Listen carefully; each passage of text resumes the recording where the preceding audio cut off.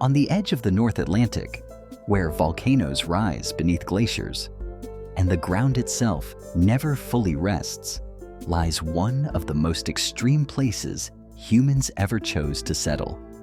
Iceland is a land of fire and ice, eruptions and glaciers. Heat below, cold above. Here, nature is never background noise. It is never passive. It is never negotiable.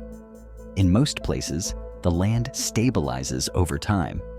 In Iceland, the land keeps rewriting itself.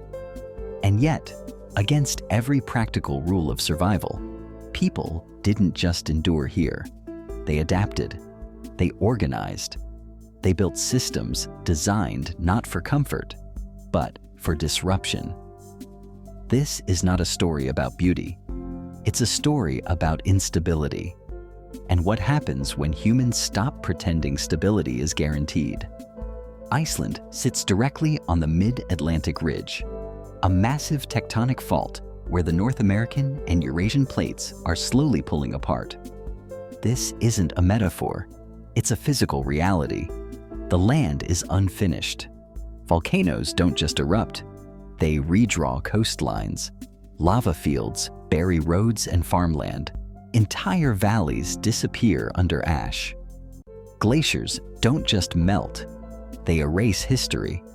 They grind mountains into rivers. They flood plains without warning. Earthquakes are not rare events. They are reminders. Entire towns have been abandoned. Others rebuilt multiple times. Nothing here is permanent. Not roads, not settlements, not even the ground beneath them. In most regions of the world, this level of instability ends human presence. In Iceland, it became the baseline. So why did people come here at all? The first settlers were not chasing beauty or adventure. They were escaping control. Medieval Europe was crowded, hierarchical, and violent. Land was owned, power was centralized, freedom was limited. Iceland offered something rare: distance. No standing armies, no feudal lords, no easy access for invaders. But isolation is not protection, it's responsibility. If crops failed, no help arrived. If livestock died, no replacement came. If storms destroyed supplies, survival depended on preparation. Mistakes here were not theoretical. They were fatal. So communities evolved differently. Survival required cooperation. Planning replaced optimism. Risk became part of daily life. In Iceland, disaster planning is not pessimism, it is realism. Volcanic eruptions regularly shut down airspace. Storms isolate regions for weeks. Glacial floods destroy infrastructure in hours. These are not considered black swan events. They are expected. So Icelanders don't design systems to prevent failure. They design systems to absorb it. Homes are built to be repaired, not preserved. Infrastructure is modular and replaceable. Emergency readiness is cultural, not bureaucratic. Children grow up learning evacuation routes. Adults plan supply chains around interruption. The assumption is not safety. The assumption is recovery. Constant uncertainty reshapes psychology. In Iceland, permanence is not expected, and that changes everything. People invest differently. They plan differently. They measure success differently. Short-term profit is less attractive when long-term survival is always at stake. Overconfidence disappears quickly in a place where nature corrects arrogance immediately. What replaces it is restraint. This mindset didn't come from philosophy or ideology. It came from experience. The land taught it. At some point, Iceland stopped reacting to nature and started integrating it.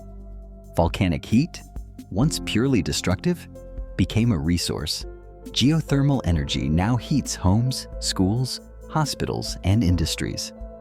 Hot water flows beneath streets to melt snow before it accumulates. Electricity is produced not from imported fuel, but from the same forces that once made settlement impossible. Energy in Iceland is not just cheap, it is predictable, and predictability changes how a society behaves. When power is stable, planning becomes easier. When heating is guaranteed, winters lose their threat. When infrastructure is designed around natural forces, failure becomes manageable instead of catastrophic. Fire didn't just stop being chaos. It became reliability. And that reliability allowed Iceland to modernize without abandoning the realities of its environment. But ice still defines the boundaries. Glaciers regulate rivers and water supply. Weather dictates timing and movement. Dark winters compress human activity into shorter, more deliberate cycles. Nothing expands freely here. These limits shape behavior. Growth stays cautious. Urban sprawl remains controlled. Infrastructure is built to endure pressure, not scale endlessly. In Iceland, speed is not admired. It is questioned. Rushing increases risk. Patience reduces it. The cold does not reward ambition for its own sake. It filters ambition until only what is sustainable remains. Ice doesn't weaken society, it disciplines it. Even the name tells the story. Iceland was named to discourage settlers. Greenland was named to attract them. A medieval marketing trick, long before marketing existed. But history reversed the promise. The harsh land endured. The inviting one faded. One place demanded honesty from the start, the other relied on illusion. In the long run, survival favored the land that set expectations correctly. Sometimes exaggeration invites collapse, and realism creates resilience. Modern Iceland still reflects these origins. Economic crashes arrived and were confronted openly. Natural disasters occurred and were rebuilt from without denial. Global crises tested the system and forced adaptation rather than paralysis. Institutions remain flexible because rigidity fails here. Trust remains high because cooperation is necessary. Mistakes are acknowledged quickly because delay makes them worse. This culture did not emerge by accident.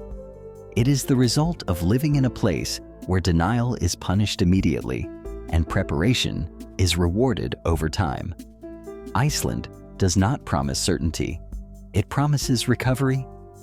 To outsiders, Iceland looks peaceful. Quiet towns, clean systems, orderly lives.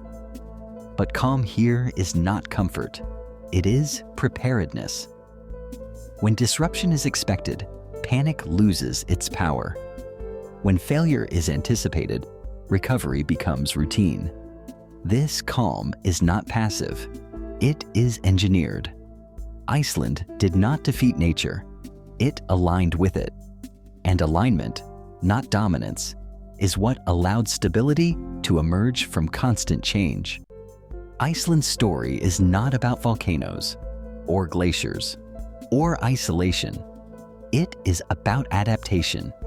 In a world growing more unstable, climatically, economically, politically, the societies that endure will not be the strongest, or the fastest, or the most aggressive. They will be the most flexible. And that lesson, shaped by fire, ice, and constant uncertainty on a restless island in the North Atlantic, may matter far beyond Iceland itself. If you want more deep stories about how geography shapes survival, power, and systems, subscribe now.